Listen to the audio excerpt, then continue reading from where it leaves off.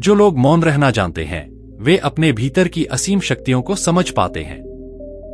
गौतम बुद्ध के अनुसार सम्मान की शक्ति इतनी अधिक है कि यह हमारे भीतर के तनाव, चिंता और भय को समाप्त कर देती है और हमें लोगों के बीच एक स्मार्ट और आकर्षक व्यक्ति बनाती है। एक बार गौतम बुद्ध अपने आश्रम में अपने सभी शिष्यों को शिक्षा दे रहे थे कि दुनिया का सबसे तेज चाकू हमारी जीभ है और दुनिया का सबसे खतरनाक हथियार हमारे शब्द हैं, जो बिना किसी का खून बहाए लोगों को अंदर से मार सकते हैं। हमारे शब्द हमारी ताकत हो सकते हैं और यह हमारी सबसे बड़ी कमजोरी भी हो सकती है अगर हमें पता न हो कि कब, कहां, क्या और कितना बोलना है। अगर हम सही समय पर सही इरादे से सही शब्दों का इस्तेमाल नहीं करते हैं तो यह हमें नर्क के दर्शन करा सकता है, लेकिन अगर हम सही समय पर सही इरादे से सही शब्दों का इस्तेमाल करते हैं तो यह हमारे जीवन को स्वर्ग बना सकता है। तो दोस्तों, आज की इस कहानी के माध्यम से मैं आपको बताने जा रहा हूं कि कैसे हम मौन रहकर अपना जीवन बदल सकते हैं। हरीश की पत्नी बहुत बातें किया करती थी और वह उसके बहुत अधिक बोलने से बहुत परेशान था। हरीश को पता चला कि जंगल में एक महात्मा आए हुए हैं। वह अपनी पत्नी को उनके पास ले जाता है और कहता है कि कृपया उसे समझाइए, वह बहुत बोलती है। मेरे मना करने के बावजूद भी वह दिन भर बोलती रहती है। मैं उसे बहुत समझाता हूं कि वह कम बोलना और चुप रहना सीखे, लेकिन नहीं, और हर बार उसकी वजह से झगड़ा हो जाता है। महात्मा मुस्कुराए और बोले, मैं तुम्हें एक कहानी के माध्यम से समझाता हूं। मेरे गुरु का एक शिष्य था जो बहुत बोलता था। वह हर समय इधर उधर की बातें करता रहता था और कभी चुप नहीं रहता था। जब वह दान लेने जाता था तो हर घर से एक नई कहानी लेकर आता और आश्रम के अन्य शिष्यों को सुनाता। वह एक शिष्य की दूसरे शिष्य से बुराई करता, चुगली करता और दूसरों के सामने अच्छा बनने की कोशिश करता और अपने मुंह से खुद की तारीफ करता रहता, और वह हमेशा गुरु के सामने खुद को सबसे बुद्धिमान और सर्वश्रेष्ठ साबित करने की कोशिश करता था। वह खुद को सभी शिष्यों से अलग और श्रेष्ठ मानता था। वह कहते थे कि मैं एक अमीर घराने का बच्चा हूं, अगर मैं चाहता तो एक आरामदायक और सुविधाओं से भरपूर जीवन जी सकता था, लेकिन मैं वह सब छोड़कर यहां आया हूं क्योंकि मुझे खुद को खोजना और जानना है। मुझे जीवन को जानना है। एक दिन गुरु ने आश्रम के सभी शिष्यों को बुलाया और कहा, आप सभी को अगले 1 महीने तक कोई न कोई संकल्प लेना है। इससे आपकी इच्छा शक्ति मजबूत होगी और आप आत्मशक्ति से भर जाएंगे।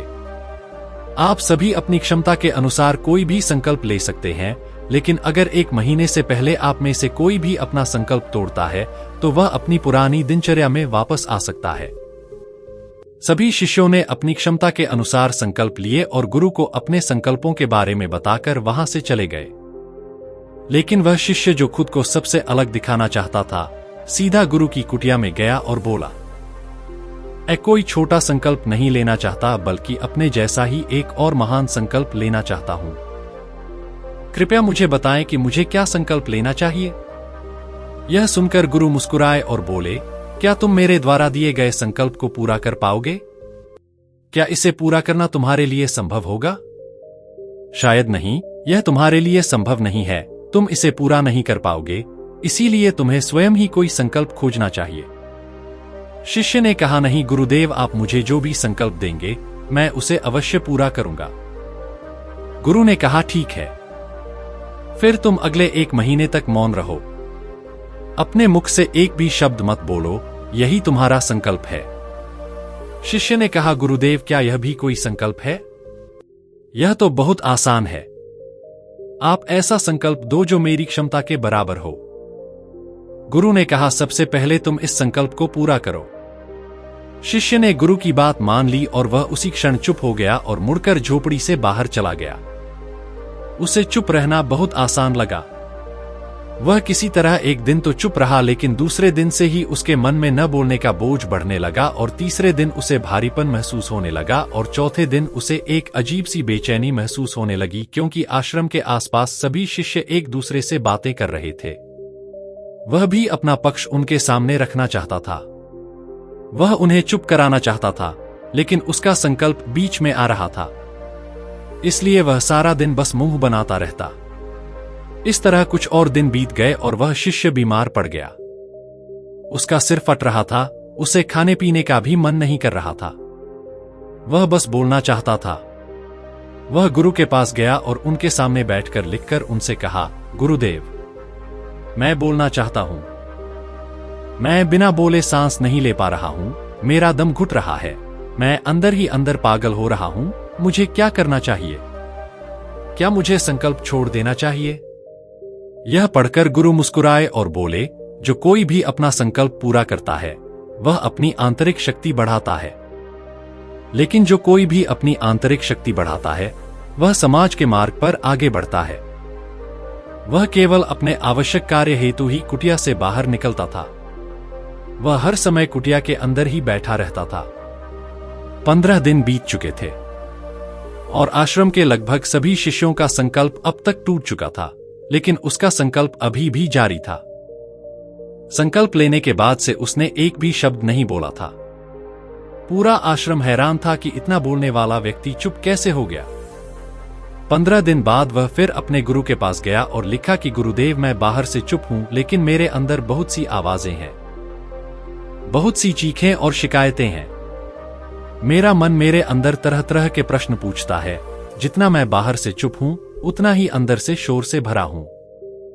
क्या मेरा संकल्प अभी भी ऐसा ही है? गुरु ने कहा, हाँ, तुम्हारा संकल्प अभी भी जारी है, लेकिन जब तक ये लोगों की आवाजें तुम्हारे कानों में आती रहेंगी तब तक तुम्हारा मन बोलता रहेगा, क्योंकि उसे इसकी आदत हो चुकी है। भले ही तुम बाहर से चुप रहो, लेकिन अंदर बोलता रहेगा। तुम्हें इन चीजों और इन आवाजों से दूर हो जाना चाहिए। शिष्य गुरु को प्रणाम करके सुबह जंगल की ओर चला जाता है। कई दिन बीत जाते हैं और व्रत का समय भी पूरा हो जाता है, लेकिन शिष्य वापस नहीं आता। आश्रम में सभी को डर था कि कहीं कोई जंगली जानवर उसे न खा गया हो। इस बीच उसे खोजने की बहुत कोशिश की गई, लेकिन वह कहीं नहीं मिला। गुरु भाइयों ने मान लिया था कि जंगली जानवरों ने उसे अपना शिकार बना लिया है, लेकिन गुरु को ऐसा नहीं लगा। एक दिन आश्रम का एक और शिष्य गुरु के पास आया और बोला, गुरुदेव, हमारे बातूनी भाई को क्या हो गया होगा? क्या जानवर ने उसे मार दिया होगा? गुरु ने कहा, हो सकता है कि जानवरों ने उसे अपना शिकार बना लिया हो, लेकिन उसके वापस न लौटने का कोई और कारण भी हो सकता है। हो सकता है कि वह जिस चीज के लिए गया था वह उसे मिल गई हो। तब शिष्य ने पूछा, गुरुदेव, क्या ज्यादा बोलना इतना हानिकारक है? गुरु ने कहा, हाँ, मनुष्य के जीवन के अनेक दुखों में से एक यह भी है कि वह कभी चुप नहीं रह सकता। वह हमेशा कुछ न कुछ बोलता रहता है।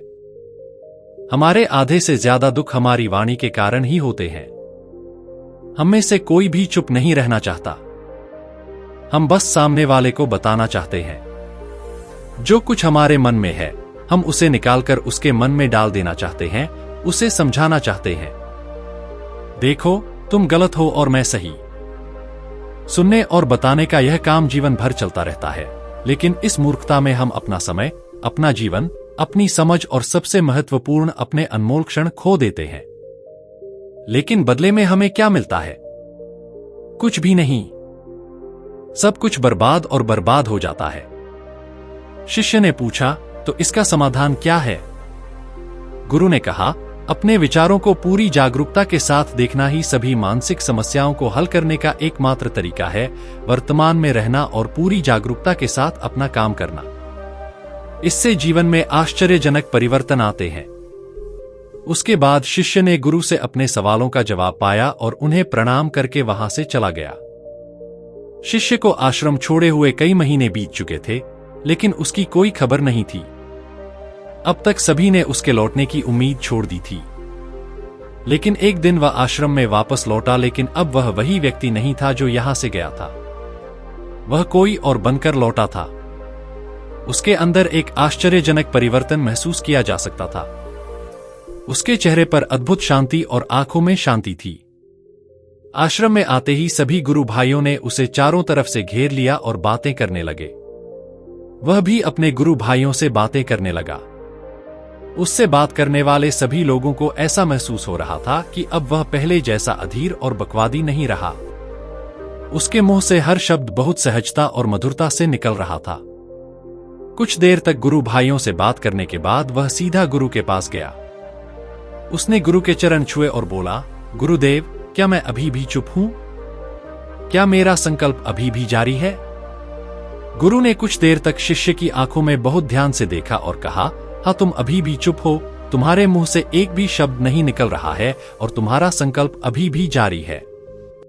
शिष्य बोला, गुरुदेव, जब मैं आश्रम से निकला था तो मैं अपने मुंह से चुप था, लेकिन मेरे अंदर बहुत सी आवाजें थीं। मेरे मन में बहुत से सवाल थे और वे रुकने का नाम नहीं ले रहे थे। इसलिए मैं जंगल में चला गया, इस उम्मीद में कि मुझे वहां शांति मिलेगी और मेरे मन की बकवास कम हो जाएगी। लेकिन जितना मैं एकांत में गया, उतनी ही मेरे अंदर की आवाज तेज होती गई। मुझे अपने अंदर की सबसे पुरानी आवाज सुनाई देने लगी। तब मुझे एहसास हुआ कि मैं कितना गलत कर रहा था। जब मैं अपने परिवार के सदस्यों, दोस्तों और गुरु भाइयों को बुरा भला कहता था, उस समय मुझे लगता था कि मैं सही कह रहा हूं। जब मैं एक दूसरे से गुरु भाइयों की चुगली करता था और उनका मजाक उड़ाता था, तब भी मुझे लगता था कि मैं उनसे बेहतर हूं और सही काम कर रहा हूं। लेकिन उस दिन मुझे पहली बार एहसास हुआ कि मैं कितना गलत बोलता था।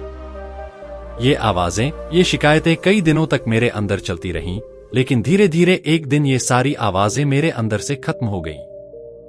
अब मैं भीतर से भी खामोश हो गया हूं। मैं किसी पर भी अपने शब्द और ऊर्जा का महत्व रखता हूं। मैं दिन भर अपने लोगों से फालतू की बातें करता रहता था और फिर नींद के बारे में विचार रखता था और ज्यादातर समय नकारात्मक ही विचार रखता था। इस तरह मैं बस अपना समय बर्बाद कर रहा था। अधिकांश जर्नलिस्ट और फोटोग्राफर की वजह से मेरा मन अशांत और आपत्तिजनक हो रहा था और इसी वजह से मैं किसी भी काम को ठीक से नहीं कर पा रहा था। इसकी वजह से मैं हर काम में लग गया और फिर दोस्ती में लगातार मुलाकातें की, जिस कारण से मैं और भी उदास हो गया था। इन सभी की वजह से मेरा जीवन नष्ट हो रहा था। लेकिन यहाँ पर 15 दिन तक के सपने बिल्कुल अलग थे। मुझे कुछ अलग ही एहसास हुआ कि मैं यहाँ पर हो रहा था। मुझे ऐसा लग रहा था कि मैं पूरी तरह से जिंदगी जी रहा हूं, लेकिन इससे पहले मैं अपनी जिंदगी गलत तरीकों से जी रहा था और मैंने यह भी सीखा कि हमें सिर्फ ध्यान देने की जरूरत है, नहीं है। ध्यान आपका तब होता है जब हम शांत और मौन होते हैं। ध्यान के पिछले कुछ दिनों के दौरान मैंने जो पहली चीज सीखी वह यह है कि मनुष्य के जीवन की सबसे महत्वपूर्ण चीज स्वयं को ही पता है। यह सुनकर कीबा ने कहा, सिर्फ तुम ही नहीं, दुनिया में ज्यादातर लोगों की जरूरत से ज्यादा हिस्सेदारी होती है। आज भी लोग ज्यादातर समय सिर्फ एक दूसरे को नीचा दिखाने के लिए ही मिलते हैं। कुछ लोग ना चाहते हुए भी बातें करते हैं और अपनी जिंदगी बर्बाद कर लेते हैं। कीबा ने प्रिंस को चुप रहने का महत्व समझाते हुए कहा, एक बार गौतम बुद्ध से उनके शिष्यों ने पूछा कि क्या बुद्ध, आप अधिकतर समय चुप क्यों रहते हैं? बुद्ध ने कहा, क्योंकि शांत रहने से व्यक्ति के भीतर शांति होती है। मां अपने अंदर की ओर से डुबकी की पहली सीढ़ी है कि मौन के बिना स्वयं को जानना असंभव है। स्वयं को समझना और समझना का पहला नियम है कि मौन हो जाना। बेफिजूल की बातें त्याग दो। तुम अचानक देखोगे कि 90% से भी ज्यादा लोग, बल्कि सबसे ज्यादा, बोलकर अपना समय बर्बाद कर रहे हैं। ना बोलने का कोई नुकसान नहीं है, लेकिन अगर आप बहुत बड़े हैं तो आप भारी कर देते हैं। अगर कोई व्यक्ति कम बोलना शुरू कर दे तो दुनिया की ज्यादातर परेशानियां कम हो जाती हैं। जो अपनी मां की कला जान ली है, वह अकेले में भी कला जानने के लिए भीड़ लगाती है। पहले सुरक्षा को बरकरार रखना होगा। इससे तुम ज्यादातर ऊर्जा को बचा लोगे और फिर उस स्थिति में पहुंच जाओगे। अगर तुम किसी बोल के यहां जा रहे हो और परेशान हो जाओ, तो ऐसे में वह बंद कर लो, अपनी में खो जाओ। वहां से आपको ताजगी महसूस होगी, क्योंकि इनसाइड लाइफ का वह स्रोत छिपा हुआ है जो किसी और में नहीं है। इसके बाद राजकुमार उन भिक्षुओं की पूजा करते हैं। अंतिम कौन हमें अपने अंदर तक ले जाएगा? ये बातें सुनकर साधु कहते हैं, शत्रु स्वयं ही तुम्हारे अंदर उतरना होगा और जहां से परमराज्य जीवन का आनंद ले पाओगे। आनंद का अध्येता से जन्म हुआ है। ईसाई का सूर्योदय और प्रदर्शन अतीत से होगा। जब तुम भीतर मौन की उस पराकाष्ठा पर चर्चा करते हो, तब तुम पाओगे कि वाणी से भी विदेशी मौन टूटता नहीं है, वह बना ही रहता है। तुम शब्दों का उपयोग भी करते हो, लेकिन वह मन को बुरा नहीं कर पाते। एक बार समुद्र तक मौन में स्थिर हो जाओ, फिर पवित्र स्वर में भी शामिल होगी। मित्रवत संगीत पूर्ण होगा, मित्रता सत्य होगा। तुमोगे तो अध्ययन पर भी शीतलता बोलोगे। जैसे ही तुम्हारे अंदर से चुप हो जाते हो, तुम तीनों शक्तिशाली होते हो कि समाज पर तुम त्यागना हो जाते हो। फेस पर एक नई दुकान आ जाती है। तीरंदाज किसी अमृत के समान हो जाते हैं और तुम अनंत शांति के समुद्र में गोते खा जाते हो। इतना सा कि भिक्षु ने अपनी बात खत्म कर दी और वह मन में चले गए। राजकुमार ने उन्हें धन्यवाद देकर अपने महल में दिखाया। दोस्तों, आपने भी अनुभव किया होगा कि बहुत सी बातें करने से दिमाग अशांत हो जाता है, जिससे हम अपने दिमाग पर नियंत्रण खो देते हैं और साथ ही अपना ध्यान भी खो देते हैं। जो लोग बहुत बड़े पैमाने पर हैं, उनके पास किसी एक काम पर ध्यान केंद्रित करने की क्षमता नहीं है। वह अपने किसी भी लक्ष्य पर पूरी तरह से फोकस नहीं कर पाती। अगर हमारा दिमाग एक जगह केंद्रित नहीं है तो हम जीवन की सच्चाई को नहीं समझ पाएंगे और ना ही व्यापारिक सफलता कभी हासिल कर पाएंगे। इसके अलावा आपने देखा होगा कि जो लोग अधिक भाग लेते हैं, वह बार बार लोगों के बीच हंसी के बर्तन बन जाते हैं, और जो लोग कम काम करते हैं और अपनी बात पर साथी रहते हैं, उन्हें लोग सम्मान देते हैं। लोग उनकी बातों पर यकीन भी करते हैं। जिस व्यक्ति को अधिक भाग की आवश्यकता होती है और अपने विचारों के बारे में पक्के नहीं होते हैं, उनका मस्तिष्क स्थिर और स्थिर रहता है, और एक अशांत मस्तिष्क वाला व्यक्ति जीवन में किसी भी चीज में सफल नहीं होता है, क्योंकि वह किसी भी काम में फोकस नहीं कर पाता है। यदि किसी व्यक्ति को यह पता है कि वह कब, कहां और क्या बोलता है, तो वह वास्तव में बहुत बुद्धिमान है, और ऐसा व्यक्ति है जहां उसका व्यक्तित्व आकर्षण का केंद्र बन जाता है, और वह जो कुछ भी करता है उसमें बहुत शक्ति होता है। एक बार किसी राज्य के राजकुमार महात्मा बुद्ध के पास आते हैं और वह महात्मा बुद्ध से कहते हैं कि आप हमेशा कहते हैं कि ध्यान करो, लेकिन मेरे लिए ध्यान करना तो दूर की बात है। मैं कुछ समय के लिए अपने ऑफिस बंद करके शांति से भी नहीं मिला हूं। मेरा मन तो यही कहता है कि यह हर समय कुछ ना कुछ चाहता रहता है। मैं जब भी ध्यान करता हूं तो मेरे अंदर का तूफान आने लगता है। लोगों के बारे में, अपनी जिंदगी की गजलों के बारे में और भी बहुत कुछ। मेरे मन में अपने भविष्य को लेकर बहुत सारे अजीबोगरीब विचार आते रहते हैं। मैं उन्हें रोकने की बहुत कोशिश करता हूं, लेकिन जब मैं उन्हें रोकने में असफल हो जाता हूं तो मैं ध्यान में बैठ जाता हूं। इतना सब कहने के बाद वह महात्मा बुद्ध की ओर देखता है और कहता है, बुद्ध, क्या आप मेरी इस समस्या का कोई समाधान बता सकते हैं? बुद्ध ने कहा, मैं तुम्हें क्या समाधान बता सकता हूं? यह तुम्हारा अपना मन ही है जो तुम्हें कुछ देर आंखें बंद करके बैठने नहीं देता।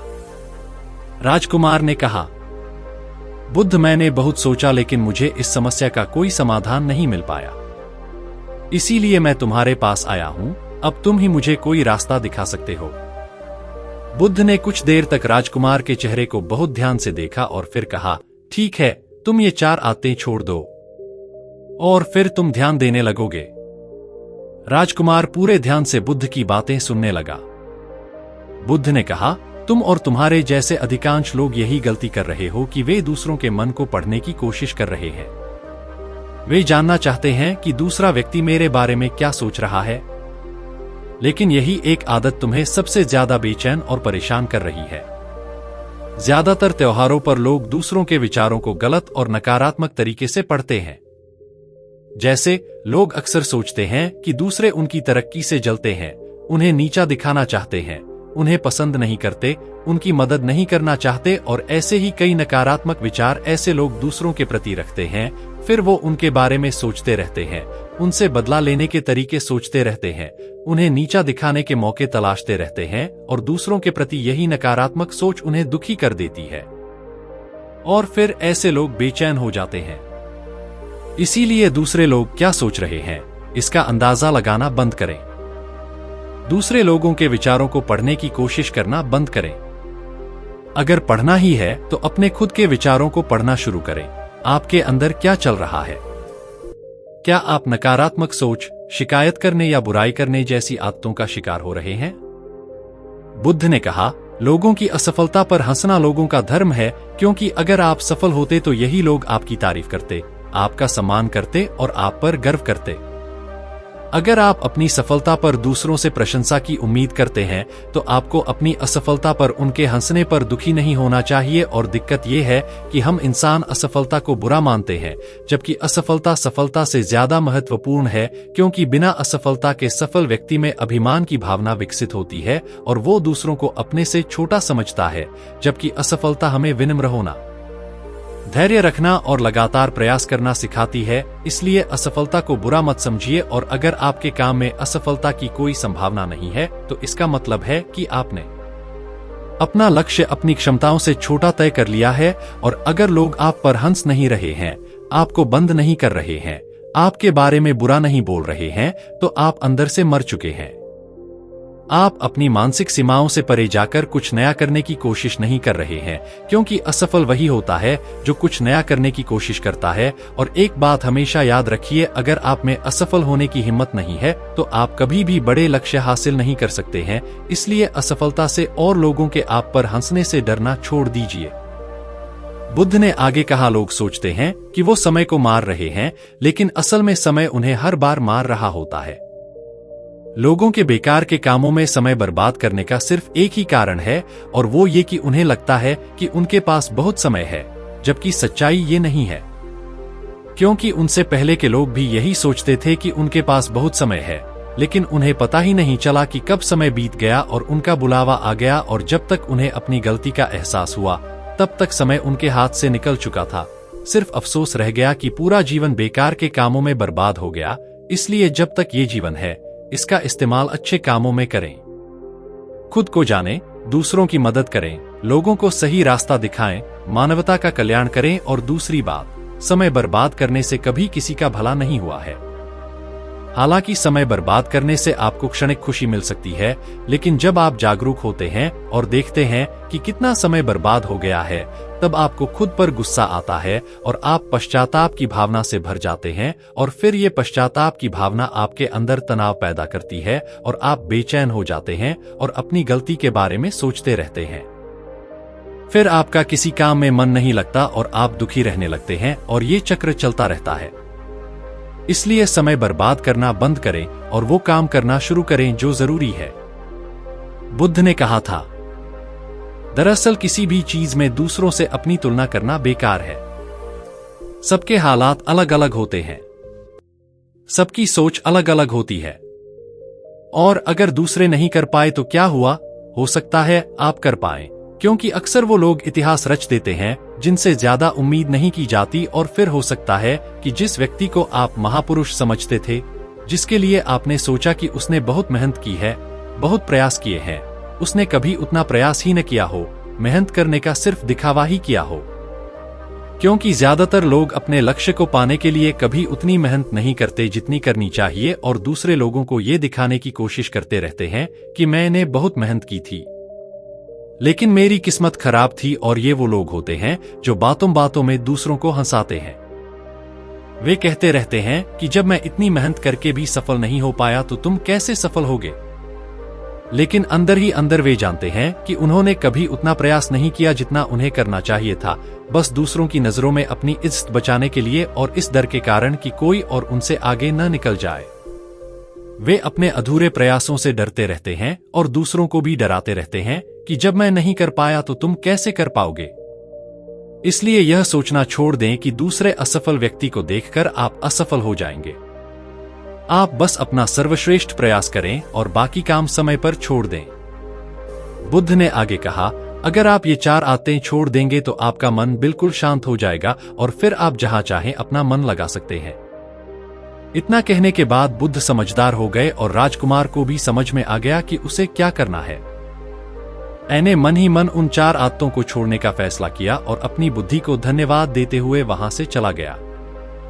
दोस्तों, इस कहानी से हमें यही सीख मिलती है कि हमें यह नहीं सोचना चाहिए कि लोग मेरे बारे में क्या सोच रहे हैं। अगर मैं कोई काम करूंगा तो लोग उस काम पर हंसेंगे। इसके अलावा हमें अपना समय बेवजह बर्बाद नहीं करना चाहिए। इसके अलावा हमें कभी भी ये नहीं सोचना चाहिए कि अगर कोई इंसान कोई काम नहीं कर पाया तो मैं भी नहीं कर पाऊंगा। दोस्तों, अगर आप किसी भी काम को पूरी लगन से करते हैं तो कोई भी काम छोटा या बड़ा नहीं होता और एक दिन आपको सफलता जरूर मिलती है। इस कहानी को सुनकर आप जान गए होंगे कि हमारे लिए मौन रहना क्यों जरूरी है, लेकिन आप इस वीडियो की अगली कहानी पर जाएंगे कि हमें किन किन जगहों पर मौन रहना चाहिए। तो चलिए शुरू करते हैं अगली कहानी। जब आश्रम के सभी शिष्य काम में व्यस्त रहते थे, तब एक शिष्य एक कोने में बैठकर चुपचाप अपने आप में खोया रहता था। वह अक्सर किसी से ज्यादा बात नहीं करता था। आश्रम की सभी जिम्मेदारियां पूरी करने के बाद जब सभी शिष्य दिन भर की घटनाओं पर चर्चा करने लगते, तो वह शांत बालक एक बरगद के पेड़ के नीचे बैठकर ध्यान लगाने लगता। सभी बच्चे हैरान थे क्योंकि उसका कोई दोस्त नहीं था। वह अक्सर अकेले ही आश्रम में घूमता रहता। यह देखकर उसके गुरु बहुत खुश होते। उन्हें लगता कि आश्रम में कोई तो है जो मौन की शक्ति को समझता है, उसका महत्व समझता है। जब भी आश्रम के बारे में कोई महत्वपूर्ण निर्णय लेना होता था तो उसकी राय जरूर ली जाती थी। लेकिन यह बात गुरुजी के एक अन्य शिष्य को बहुत खटकती थी, क्योंकि वह गुरुजी का प्रिय शिष्य बनना चाहता था। इसीलिए वह गुरुजी के सामने दूसरे बच्चों के काम में कोई न कोई खामी निकालता रहता, ताकि गुरुजी उसे महान मानने लगे। अक्सर वह अपनी जिम्मेदारियों को पूरी तरह से निभाने का दिखावा भी करता, भले ही कोई उससे सलाह न मांगे, लेकिन फिर भी वह उन्हें अपनी सलाह देता रहता। वह बहुत बातूनी शिष्य था और आश्रम के बाकी सभी शिष्यों में भी काफी प्रसिद्ध था, क्योंकि वह सभी से हंसी मजाक करता रहता था। वह उनसे पूरा दिन बातें करता रहता था, इसीलिए उसकी सभी से दोस्ती हो गई थी। लेकिन जब आश्रम के गुरु उसकी जगह दूसरे शिष्यों की राय लेते थे, तो यह बात उसे बहुत परेशान करती थी। उसे लगता था कि वह उन दूसरे शिष्यों से ज्यादा बुद्धिमान है, लेकिन फिर भी गुरुजी उसका पक्ष लेते थे। ऐसा नहीं था कि गुरुजी को शिष्य के स्वभाव के बारे में पता नहीं था, बल्कि गुरुजी उसे अपने तरीके से शिक्षा देना चाहते थे, ताकि उसकी ज्यादा बोलने की आदत, दिखावे की आदत, दूसरों में दोष निकालने की आदत हमेशा के लिए खत्म हो जाए और वह विनम्र रहकर ध्यान की गहराइयों को छू ले। दरअसल हर सच्चे गुरु की यही कामना होती है। वह उस बातूनी शिष्य को किसी तरह यह एहसास दिलाना चाहते थे कि चुप रहकर ही उस अनंत सत्य को जाना जा सकता है। चुप रहकर ही उस विशालता को महसूस किया जा सकता है। एक दिन गुरुजी को एक उपाय सूझा। उन्होंने आश्रम के सभी बच्चों को बुलाया और कहा कि मैं तुम सभी को 2 समूहों में बांटकर भिक्षा मांगने के लिए अलग अलग गांवों में भेज रहा हूं, और जो 2 बच्चे सबसे ज्यादा भिक्षा लाएंगे उन्हें आश्रम की सभी जिम्मेदारियां निभाने का अवसर दिया जाएगा। अपनी बात को जारी रखते हुए गुरुजी ने कहा कि भिक्षा मांगने से हमारा अहंकार खत्म होता है, इसीलिए हर शिष्य को पूरे मन से भिक्षा मांगनी चाहिए। किसी को भी इस काम को औपचारिकता के तौर पर नहीं लेना चाहिए, वरना वह अपने जीवन का महत्वपूर्ण ज्ञान खो देगा। आश्रम के गुरुजी ने जानबूझकर बातूनी शिष्य और चुप रहने वाले शिष्य को एक साथ भेजा। बातूनी शिष्य के मन में एक ही बात चल रही थी कि इस बार उसे मौका मिला है, और इस बार वह गुरुजी को दिखा देगा कि वह चुप रहने वाले शिष्य से कितना ज्यादा प्रतिभाशाली है। दोनों शिष्यों ने आपसी सहमति से तय किया कि वे दोनों गांव के अलग अलग स्थानों से भिक्षा मांगना शुरू करेंगे, ताकि भिक्षा मांगने का काम जल्दी खत्म हो सके। चुप रहने वाला शिष्य हरिद्वार जाता और विनम्रता से भिक्षा का कटोरा उनके सामने रख देता। उसके चेहरे पर सरलता और आंखों में एकांत होता था, जिसके कारण भिक्षा देने वाले उसे भिक्षा देकर खुद को धन्य मानते थे। दूसरी ओर दूसरा बातूनी शिष्य भी भिक्षा मांगते हुए भिक्षा मांगता था। गुरुजी ने हम दोनों को एक साथ भिक्षा लाने को कहा था। शांत शिष्य ने बिना कुछ बोले अपनी सारी भिक्षा अपनी झोली में रख ली। बातूनी शिष्य मन ही मन बड़ा खुश हो रहा था कि अब गुरुजी को पता नहीं चलेगा कि हम में से किसने ज्यादा भिक्षा मांगी है। उसे लगा कि गुरुजी मुझे अपने से कम प्रतिभाशाली समझेंगे, इसीलिए उसने यह युक्ति अपनाई। सभी शिष्यों के आ जाने के बाद शाम को जब सभी से भिक्षा एकत्र की गई, तो इन दोनों शिष्यों की भिक्षा सबसे ज्यादा निकली। गुरुजी ने दोनों का अभिवादन किया और आश्रम के सभी बच्चों के सामने उनकी पीठ थपथपाकर उन्हें बधाई दी और कहा कि मैं तुम दोनों को आश्रम की जिम्मेदारी नहीं सौंप सकता। इससे आपसी मतभेद होने का खतरा है। इसीलिए आश्रम की जिम्मेदारी तुम दोनों में से जिसने ज्यादा भिक्षा लाई है उसे दी जाएगी। जब उन्होंने उनसे पूछा कि उनमें से कौन ज्यादा भिक्षा लाया है, तो बातूनी शिष्य ने कहा, गुरुजी, मैं 2 गुनी भिक्षा लाया था, लेकिन मैंने दोनों भिक्षाओं को एक थैले में रखकर गलती कर दी। मुझे नहीं पता था कि आप ऐसा निर्णय लेने वाले हैं। अन्यथा मैं अपना भिक्षा थैला अलग रखता। इस पर गुरुजी ने चुप शिष्य से पूछा, क्या तुम उसकी बात से सहमत हो? क्या तुम कम भिक्षा लाए हो? यह सुनकर चुप शिष्य बोला, गुरुजी, मेरे पास ऐसा कोई साधन नहीं है जिससे मैं साबित कर सकूं कि मैं इससे ज्यादा भिक्षा लाया था। दरअसल वह उल्टा कह रहा है, मैं दोगुनी भिक्षा लाया था। आश्रम से कुछ दूरी पर एक पहाड़ था जिसके पीछे शाम को सूरज डूब रहा था। गुरुजी जानते थे कि कौन सच बोल रहा है, लेकिन दूसरे बच्चों को यह साबित करने के लिए उन्होंने उन दोनों से एक सवाल पूछा कि तुम लोग पीछे पहाड़ पर क्या देख रहे हो? यह सुनकर शिष्य ने तुरंत कहा कि गुरुजी, पहाड़ के पीछे सूरज अपनी छटा बिखेर रहा है। आसमान लालिमा से ढका हुआ है। यह बहुत ही सुंदर दृश्य है। मैं और भी बहुत कुछ कहना चाहता था, लेकिन गुरुजी ने उसे चुप करा दिया और जब उन्होंने जवाब जानने के लिए दूसरे शिष्य की तरफ देखा तो उसकी आंखें भर आईं। उसकी आंखें श्रद्धा, भक्ति और प्रेम से भरी हुई थीं। सभी बच्चों को संबोधित करते हुए गुरुजी ने कहा कि मैंने पूछा था कि तुम लोग पहाड़ के पीछे क्या देख रहे हो? ज्यादातर लोगों को लगेगा कि बहुत ही सुंदर दृश्य है, लेकिन दिलचस्प बात यह है कि सुंदरता को शब्दों में बयां नहीं किया जा सकता, उसे महसूस किया जा सकता है और सामने वाला व्यक्ति आपकी आंखों में उस सुंदरता को देख सकता है। गुरुजी ने मौन शिष्य की ओर इशारा करते हुए कहा कि वास्तव में इस बालक ने सौंदर्य को देखा है। दूसरे बालक ने तो केवल सौंदर्य की व्याख्या की है, लेकिन इसने तो उस सौंदर्य को साक्षात अनुभव किया है। स्वयं को श्रेष्ठ दिखाने के अपने सभी प्रयासों को विफल होता देख शिष्य वहीं फूट फूट कर रोने लगा।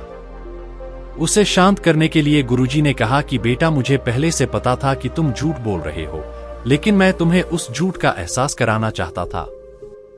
गुरुजी ने सभी बच्चों को संबोधित करते हुए बताया कि शब्द एक जाल की तरह होते हैं। हमारे अधिक बोलने से कई समस्याएं उत्पन्न होती हैं।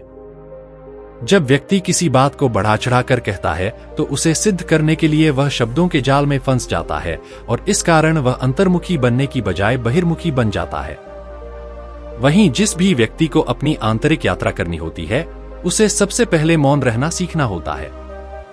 आवश्यकता से अधिक बोलना या हर समय बातें करना, यह सब हमारी आंतरिक यात्रा में बाधा बनते हैं। जब आप मौन का अभ्यास करते हैं तो आप स्वयं के साथ समय बिताने लगते हैं, जिससे आपको अपने एकांत का पता चलता है। और एक बार मन में एकांत स्थापित हो जाए तो वह सरलता, वह एकांत, वह स्पष्टता आपकी आंखों में और आपके चेहरे पर दिखाई देने लगती है। साबित करने के लिए कुछ नहीं बचता, बताने के लिए कुछ नहीं बचता, आंखों में सब कुछ दिखाई देता है। मौन शिष्य की ओर इशारा करते हुए गुरुजी ने कहा कि जो दृश्य इस बच्चे ने अभी देखा है, उसे बहुत अधिक बोलने वाला व्यक्ति कभी नहीं देख पाएगा। वह जो देख रहा है उसके बारे में अपने मन से तर्क करता रहेगा, लेकिन उसमें से कुछ भी महसूस नहीं कर पाएगा। वह पहाड़, सूरज या उसकी लालिमा देख पाएगा, लेकिन वह उस रात की सुंदरता को कभी नहीं देख पाएगा। यदि आप मौन की कला सीखना चाहते हैं तो सबसे पहले आपको एक बात ध्यान में रखनी होगी कि आपको किसी को प्रभावित करने की कोशिश नहीं करनी है। अधिकतर लोग इसी वजह से अधिक बोलते हैं, क्योंकि वे दूसरों को प्रभावित करना चाहते हैं, खुद को साबित करना चाहते हैं और साबित करने के चक्कर में वे शब्दों के जाल में फंस जाते हैं और धीरे धीरे यह उनकी आदत बन जाती है। यदि कोई व्यक्ति दूसरों को प्रभावित करना चाहे तो वह कितने लोगों को प्रभावित कर पाएगा? उसकी यह भूख बढ़ती ही जाएगी और वह दुनिया में कभी भी सबको प्रभावित नहीं कर पाएगा। इसलिए यह समझना जरूरी है कि अंतर्मुखी होने की बजाय हम अंतर्मुखी बनकर खुद को समझ सकते हैं। अपनी बात खत्म करते हुए गुरुजी ने अपना आखिरी संदेश दिया। उन्होंने बताया कि अगर कोई व्यक्ति लंबे समय तक मौन नहीं रह सकता है तो उसे अभ्यास करना चाहिए। व्रत की तरह दृढ़ संकल्प लेकर व्रत का पालन करना चाहिए। कला सीखने के बाद आपकी बुद्धि और स्पष्टता दोनों को बहुत लाभ होगा। वास्तव में जिसे दर्शन कहते हैं वह आदरपूर्वक ही हो सकता है। इसके बाद सभी बच्चों ने कुछ देर मौन रहने का संकल्प लिया। गुरुजी ने अपनी बात समाप्त की और सभी बच्चे भोजन करने के लिए एक साथ भोजन कक्ष में पहुंच गए। आशा है कि इन कहानियों ने आपको प्रेरित किया होगा।